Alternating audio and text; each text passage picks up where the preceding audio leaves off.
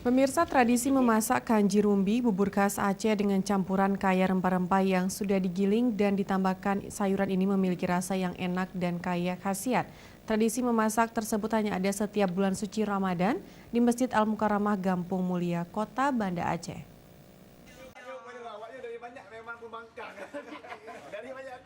Sejumlah aneka bumbu yang telah disiapkan ditaruh di atas meja tak jauh dari tempat lokasi memasak. Dapur dadakan ini sengaja dipersiapkan untuk sebulan penuh untuk memasak makanan di halaman Masjid Al-Mukarramah, Gampung Mulia, Kecamatan Kuta Alam, Kota Banda Aceh. Beras 4 bambu. Habis itu kita masak dulu dengan air selama 1 jam. Setelah itu baru kita taruh bawang putih, udang.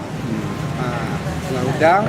Habis itu baru udah bagus masaknya, udah hancur nasi, beras dah jadi nasi, baru kita buat santan,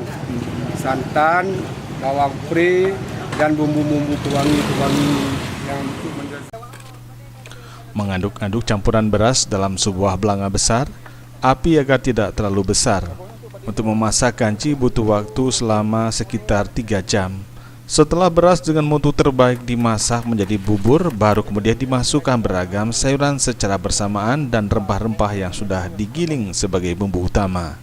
Bahan yang digunakan untuk memasak kanji rumbi diantaranya yaitu beras, udang, wortel, jahe, dan daun sup, dan sejumlah bahan lainnya. Sebagian bahannya dipotong-potong kecil-kecil dan saat memasak dan terus mengaduk-aduk agar bahannya tidak ada yang tidak masak.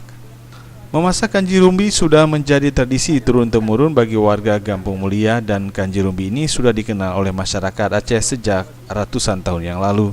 Dimasak setiap bulan Ramadan, kanji rumbi diyakini mengandung banyak khasiat yang dinilai ampuh sebagai obat masuk angin dan mah.